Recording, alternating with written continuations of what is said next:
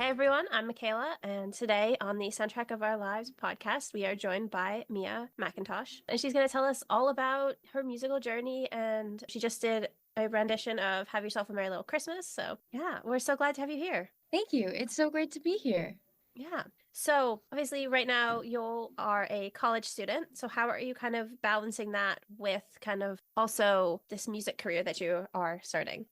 Well, I feel really lucky that I am able to be here at Berkeley because it gives me a lot of opportunities to perform and watch people perform. And I have a great place to hone my skills and stuff. And I think that's awesome. So I think being in school has helped me balance this. And, there are a lot of resources, there are a lot of shows you can go to, places where you can practice and perform and hone your songwriting. And yeah, it's been a great opportunity to be able to hone my skills as a performer and musician. Mhm. So, as somebody from the Boston area myself, how are you liking the Boston area? It's great. I hadn't really spent that much time in Boston before this, but it's been fun to be able to explore it because there are so many things that you can go do, and I think the food is good, and it's just such a great place to be. And I didn't used to live I lived in the suburbs when I was a kid, and I like living in the city because there are so many things that you can go to that are just so close together. And yeah, it's really fun and I really enjoy Boston. So, your musical journey began at such a young age. Can you kind of share, like, when you knew that this was what you wanted to do? I think I knew that maybe when I was in elementary school because I had already been singing a lot and I thought it would be so fun to just do that for my career. And I was writing songs and I was taking piano lessons and I was in choirs, and singing and music were just a huge part of my life for a really long time. So I think when I was in elementary school, I was already deciding that I just wanted to continue with that for the rest of my life. And I've been thinking that for a long time. So, yeah. Yeah, that's awesome because I feel like a lot of people in elementary school have so many different ideas of what they want to do with their life. That is kind of Hmm. awesome that you just knew. Hmm. Yeah, I thought it would be really fun. And I have been singing for as long as I can remember. And I think people have asked me how long I've been singing for, and I never know how to answer that question because I don't even know. Just your whole life. Yeah, basically. I mean, I don't think there's a wrong answer to that question because it's your life. So, Yeah, that's true. I mean, I think it would be cool to be able to say, oh, I started singing when I was 3, or I started singing when I was 4, but I don't actually know when I started singing or when I kind of decided that that would be what I wanted to do. Because I think a lot of people have that moment where they're like, this is what I want to do for the rest of my life. This is mhm. my dream. But I don't think I ever had a moment like that. I think it was maybe sort of gradual, and I Yeah, just sort of realized over time that this was what I wanted to do. I love that for you. That's really awesome. So I feel like Thank it's you. so special and unique to be able to just know. Yeah, yeah, I think it's really cool that I just knew that for a long time because I didn't really think about changing my mind about that. I was just like, yeah, this is what I want to do, and I'm really excited to do it. Yeah. So obviously you've kind of had musical influences your whole life. So are there any in particular that you would say have had a greater impact on your music than others? I recently I've been listening to a lot of jazz like Ella Fitzgerald and Billie Holiday and Amy Winehouse, one of my personal favorites. I don't know if they have influenced my music or my singing. I think that a lot of times though, things come through in my music that I don't really realize are happening. Like when I was in 10th grade, I remember playing some songs for my friends and they all thought that they were like, "Oh my gosh, it kind of sounds like Carole King." And 4 people said that to me, and I was like, well, I wasn't even trying to go for that, but that's awesome. And when I was in elementary school, I became a really big fan of Stevie Wonder. And one of the songs that came out a few years ago, I wasn't really trying to match his vibe or anything or emulate a specific artist, but then my dad listened to it and he was like, this song has Stevie Wonder vibes. And I was like, really? That's amazing. Oh my gosh. That's awesome. So obviously you've talked a lot about family and parents. So what kind of impact have that community helped to foster in your music? I am very lucky that my parents have been very supportive of this endeavor. they have done nothing but encourage me. And I think because of them, music was a huge part of my life when I was a kid. We always used to listen to it in the house and in the car and stuff. And I got introduced to a lot of older artists because of them. My parents are not musicians, but I think they still are very proud of what I'm doing, and they just want the best for me and they want to see me succeed with this. And I think they encouraged me by just there was always like music in the house and stuff. And Mm-hmm. a lot of people have asked me if my parents are musicians, and they always ask me, where did you get this music thing from? Where did it come from? Do you have parents or grandparents that are musicians? And I don't, but my great grandfather was in an a cappella group when he was in college, so maybe that's it, I Yeah. guess. I'm not really sure. But yeah, my parents have always been very supportive of this, and I'm very grateful that they have helped me with these opportunities and everything, even though they themselves are not musicians. Mm-hmm. So, is it difficult trying to kind of navigate this with parents who are not musicians? Not really, because they just have encouraged me. And I think a lot of times we hear stories about kids not doing what their parents want them to do. Mm-hmm. Like, oh, I wanted you to be a lawyer like us. I wanted you to be a doctor. Why can't you be what we are? Why can't you do what we're doing? But I'm very lucky that my parents did not try to basically mold me into what they always wanted me to be or Mm-hmm. anything like that, because I think it's very you can't make someone be what you want them to be. They're just going to be what they want to be. And I'm very lucky that they have let me be what I want to be my whole life instead of trying to make me be something else, because of them I've been able to work on this career and make music and sing and songwrite and everything. And I'm very, very lucky to have had these opportunities. I love that. That's awesome. Yeah, Thank so you. your recent single, Stoplights, is kind of different from some of your previous work. So, how did you kind of navigate creating this new sound and, because it is different from what you've released in the past, how did you feel in creating something that was different? I always thought it would be different from everything else that I wrote before and released before, because I don't ever want everything to be the same as it was before. I always want to create something that is different. But Stoplights I knew would definitely be different because I feel like it's very poignant, and I haven't written anything like that before. But I liked how different it was because that meant it wouldn't just fall into the mix, I guess, Mm-hmm. and it would stand out from the rest of my work. And I think that it's an important message for the world, and that's why I wanted to create that song, and that's why I wanted to release it.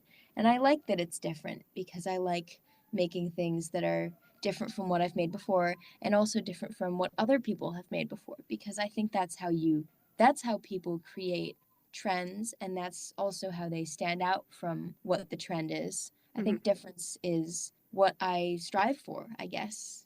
Yeah. So you talked a little bit about the importance of the meaning behind the song. Can you talk a little bit about, when you were creating this song, how you kind of thought about what you wanted it to mean to people when you put it out, if that question makes sense?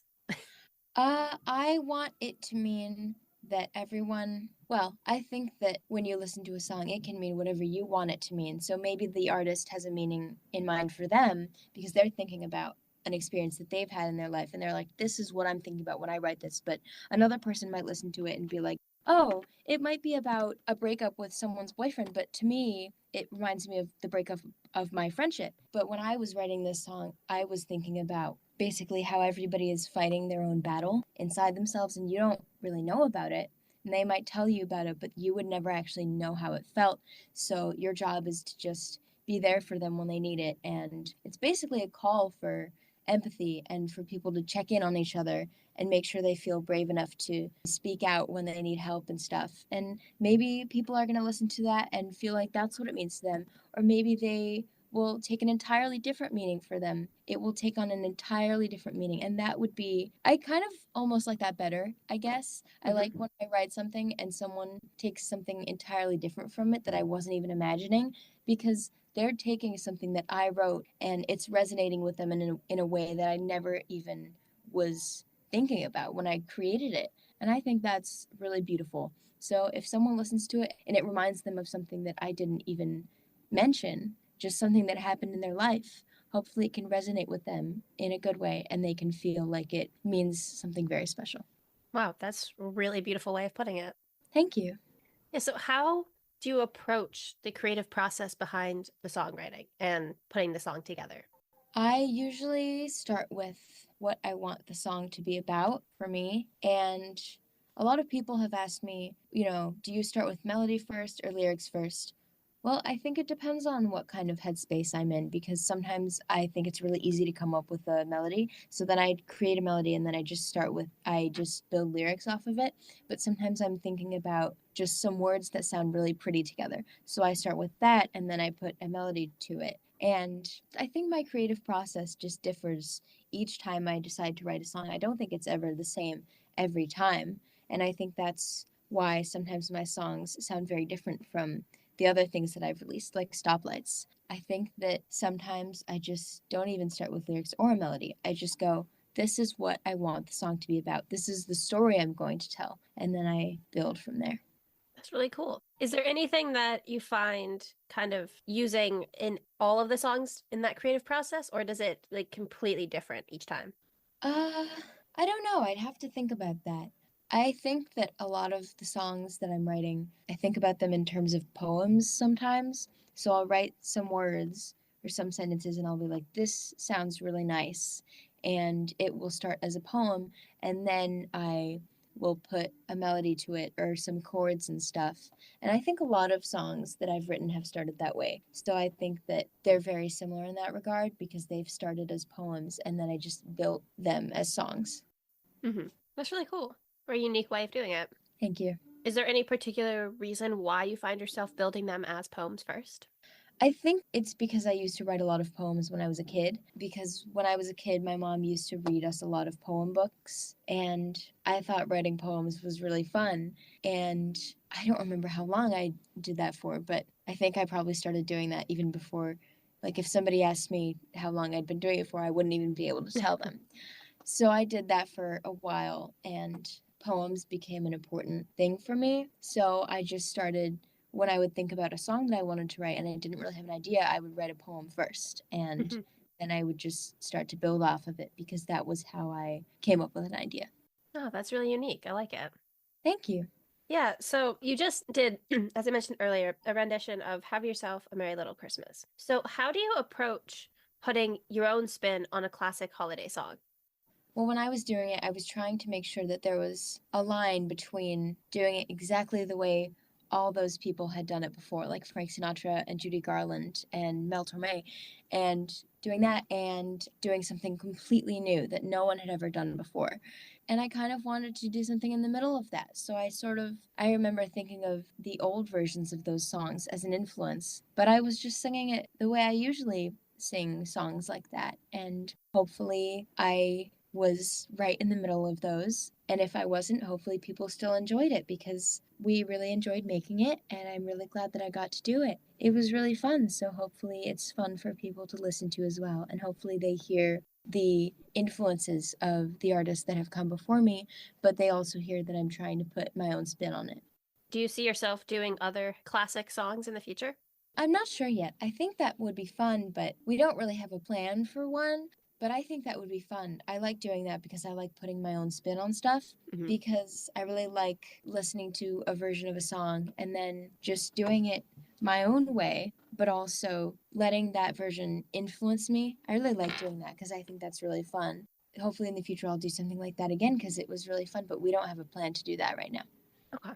I was just wondering because there's so Mhm. many songs out there that people make renditions of. So, a lot of Yeah. options if you choose to do that. Yeah, that's true. Yeah, I like to cover stuff. Covering stuff is really fun because I think maybe some artists find it restrictive because they're like, "Oh, I just want to sing my own songs. I don't want to just sing everybody else's songs my entire life." But I like singing other people's songs because you can take what someone else has done and maybe it means something different to you than it meant to them, and that can carry through in your rendition of it. And I just think that's really cool. And it's fun to be able to put your own spin on stuff and just make it your own. Yeah, I like that. It's Thank a you. unique way of looking at it. Thank you. Do you have favorite songs that you like to cover or anything like that? Oh, well, I've been getting into jazz and stuff recently, like I said, so I really like singing things that have been sung by Ella Fitzgerald, whom I like very much, and Billie Holiday and Sarah Vaughan. And I also, because I like jazz so much, I also really like bossa nova. So I've sung some of those songs as well. And those are really fun. And I really like taking standards and just making them more me. I really think that's like really fun. And I've gotten more into jazz recently, and it's, it's a different style than what I'm used to, but I think it's really cool. And you can just take something that people have been singing for 50, 60, 70 years and make it completely your own. And I think that's awesome. Do you ever struggle with making it your own? Not really. I guess sometimes I struggle with the line between making it completely your own and sticking to what people have done before. Mm-hmm. But I think as long as I enjoy doing it and as long as people enjoy listening to it, then that's fine. Yeah, makes sense. Mm-hmm. Yeah, so your music kind of straddles classic and contemporary styles Mm-hmm. very effortlessly, I would say. So how do you kind Thank of you. approach having that balance between them? Sometimes I feel like it doesn't really happen intentionally. I think sometimes it's just because of the older music that I've listened to that influences me. Mm-hmm. So sometimes I'm just writing something and I'm thinking about just writing a song, not thinking about how it should sound like some of the older stuff that I've listened to and some of the classic music that a lot of people grew up with. Sometimes I'm just thinking about some message that I want to get out there and how I want the song to sound, but Mm-hmm. then the influences of those artists come out when I'm not really meaning for them to come out. And I think a lot about how I'm supposed to balance the classic quality of it and the contemporariness. But I think sometimes the song does that itself. And some people are going to listen to it and be like, oh, this is amazing. I love how classic yet contemporary it is. And for some people, it might not really be for them. But it's just how the song is. And I think sometimes a lot of songs just write themselves. And once you're writing the song, as soon as it's done, it toes the line between classic and contemporary. Even if you haven't really tried to do that, Mm-hmm. it's just whatever you're listening to comes through in your music. Yeah, that's really cool. So, as a younger artist, you've already achieved significant milestones. How do you handle the pressure and expectations while kind of, staying true to yourself and also handling college? Because that's a lot of work. I think that it would be a lot harder if I didn't have so many people who were supporting me and helping me. So I'm very grateful to my parents and my friends and those who listen to my music. And those people have made it so much easier for me to balance all these things because you can't do everything by yourself. You need people to help you with things, especially if you're trying to achieve your dreams. It takes a village. And I feel very grateful for those who have been helping me along the way because otherwise I think balancing college and a career and everything else I have going on would be impossible and I might have to give up things I love. But I haven't had to give up anything I love because I just have so many people who are supporting me and I'm so grateful. And yeah, but sometimes balancing college with everything can be very hard because of finals and everything. So Yeah. that has been somewhat of a challenge, but hopefully I'm passing all of my finals. I totally understand. I started this podcast in my senior year of college. So, Oh, yeah, I get it. It's a lot of work. And sometimes yeah. you're like, well, which one's more important in the moment? And, school doesn't always win when it probably should. But Yeah, definitely. Yeah, that's true. yeah, it's finding that balance that takes time. Yeah, it does. It definitely takes time. I definitely didn't have it mastered in high school, and I don't know if I have it mastered yet, but at least it's better than it was when I was 15. I'm sure that, being at college for music definitely helps. Yeah, it does. And I'm really glad that I am here because it's so much fun and there are so many opportunities for everybody who, whether they want it to be their career or they just want to develop their skills, people who are here are very, very lucky because we have so many resources available to us and there's so many shows that we can go to and it's just such a great community and I'm really, really glad that I ended up at a music school because I always had wanted to be at a music school. And it's just, I mean, obviously college is a lot of pressure, but Yeah. it's a lot of fun still. So I really like it. Good. Glad that you're happy. That's the most Hmm. important. Yeah, I agree. I noticed in your bio that you started composing on GarageBand when you were younger and kind Yeah. of producing your own music that way. So, kind of, how has that shaped your approach to songwriting and production?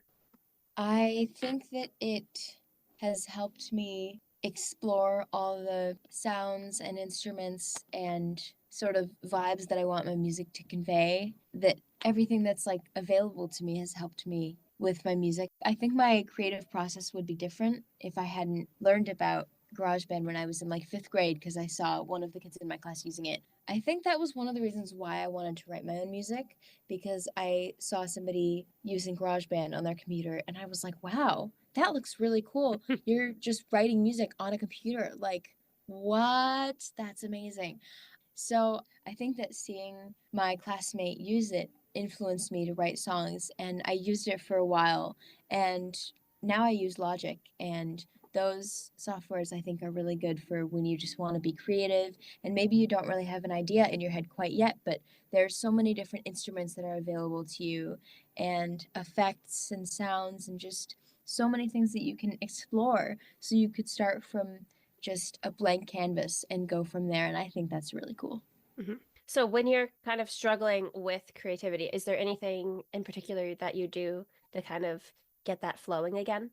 Sometimes I listen to music I really like or music that I've found to be inspiring to me, like the music of my contemporaries, like Billie Eilish, whom I love, and Olivia Rodrigo. Sometimes I listen to people like that and I think about what maybe motivated them to write their hits and what was going on in their heads when they were writing and producing. And so that makes me think, oh, maybe I should write about that, or maybe I should write about when something like that happened to me.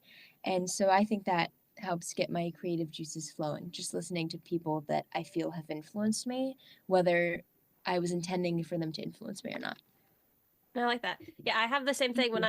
somebody asked me to listen to like they were like playing music the other day and they're like, "Oh, what do you think of this song?" And because I get pitched so much music and I listen to music not as like I would say like the average listener, I started like Mhm. saying, "Well, I was wondering why they did this or they did that." And I'm like, "But Mhm. that's not what they're asking. They're asking if I liked the song." And like Oh. I was like, I can't sometimes it's I don't know if you ever find that like it's like hard to kind of turn that part of your brain off and just be like, "Do I like this song?"